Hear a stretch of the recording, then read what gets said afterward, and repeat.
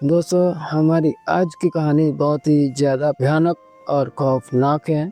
उत्तर प्रदेश के शामली ज़िले में एक ऐसा सनकी आदमी जो एक छोटी-सी बात के लिए अपनी ही पत्नी और अपनी ही 2 बच्चियों की हत्या कर देता है। 8 दिन के बाद जाकर कहीं परिजनों और गाँव वालों को पता चलता है कि फारूक ने अपने घर में ही इस घटना को अंजाम दिया था। दोस्तों, पूरी कहानी जानने के लिए आखिर तक जुड़े रहें।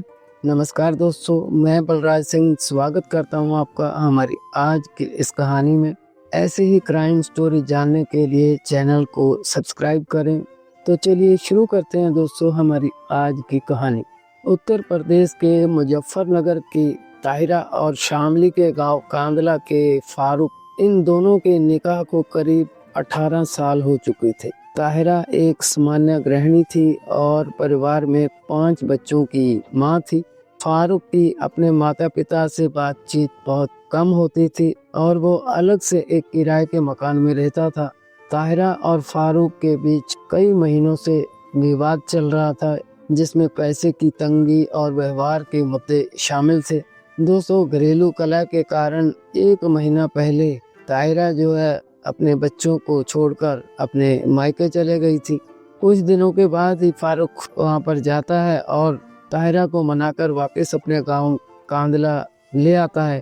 आमतौर पर दोस्तों, सब घरों में ऐसे छोटे मोटे झगड़े तो होते ही रहते हैं। वैसे ही फारूक और ताहिरा के बीच भी था और फिर सब नॉर्मल हो जाता है। ताहिरा भी जो है अपने घर में और बच्चों में व्यस्त हो जाती है। कुछ दिन तो सब कुछ ठीक ठाक से रहते हैं और फिर एक दिन 9 दिसंबर की रात को फारूक देर रात घर आता है और ताहिरा को चाय बनाने के लिए बोलता है। ताहिरा चाय बनाने लगती है तो फिर से फारूक और ताहिरा का झगड़ा शुरू हो जाता है। फारूक का कहना था कि तुम जब भी कहीं जाओ तो हिजाब पहन कर जाया करो, तुम हिजाब पहनकर नहीं जाती तो इसमें जो है मेरी बेइज्जती होती है। मगर ताहिरा को हिजाब पहनना बिल्कुल अच्छा नहीं लगता था दोस्तों, और उसका कहना था कि वही मेरी जिंदगी है, मुझे जैसा अच्छा लगेगा मैं वैसा करूंगी। दोनों में तकरार ज्यादा बढ़ जाती है। फारूक को गुस्सा आ जाता है और वो पिस्तौल निकालता है और ताहिरा को गोली मार देता है। जब फारूक ने ताहिरा को गोली मारी तो उनकी 2 बच्चियां भी वहां मौजूद थी। एक 14 साल की आफरीन और एक 7 साल की शाहरीन। अपनी मां को देखकर आफरीन चिल्लाती है तो फारूक उसे भी गोली मार देता है। उसके बाद फारूक छोटी बच्ची शाहरीन को भी गला दबाकर मार देता है, क्योंकि फारूक कोई भी सबूत छोड़ना नहीं चाहता था जिससे वो फंस जाए। अब तीनों कत्ल करने के बाद फारूक इन लाशों को ठिकाने लगाने के बारे में सोचने लगता है। उस समय उसके घर में लैट्रिन के लिए एक गड्ढा खुदा हुआ था। वो तीनों लाशों को उसी गड्ढे में दफनाकर फिर ऊपर ईंटों और कंक्रीट से फर्श बनाकर ढक देता है। इसके बाद 5-6 दिन बीत जाते हैं ऐसे ही, और फारूक उसी तरह एक सामान्य जीवन जीता रहा। जब उसके पिता दाऊद ने उसे ताहिरा और बच्चों के बारे में पूछा तो उसने कहा कि मैंने उन्हें शामली के किराए के घर में रखा है, वो वहीं रहते। लेकिन दाऊद को फारूक की बात पर विश्वास नहीं हुआ, तो उन्होंने 16 दिसंबर 2025 की शाम को पुलिस को इसकी सूचना दी कि कुछ दिनों से उनकी बहू और बच्चे कहीं दिख नहीं रहे।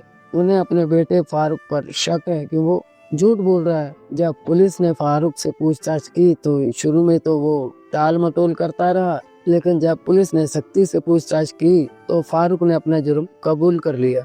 उसने कहा वो अपनी पत्नी के बुर्का ना पहनकर जाने से गुस्से में था, जिससे समाज में उसकी इज्जत कम हो रही थी, और बच्चों ने उसे अपराध करते देख लिया था, इसलिए मैंने उन्हें भी मार दिया।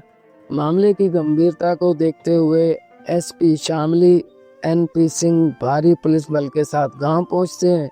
एसपी ने गांव वालों को बताया कि पूछताछ में पता चला है कि फारूक ने ही गोली मारकर हत्या की और फिर तीनों शवों को घर में खोदे गए लैट्रिन के गड्ढे में ही दबा दिया।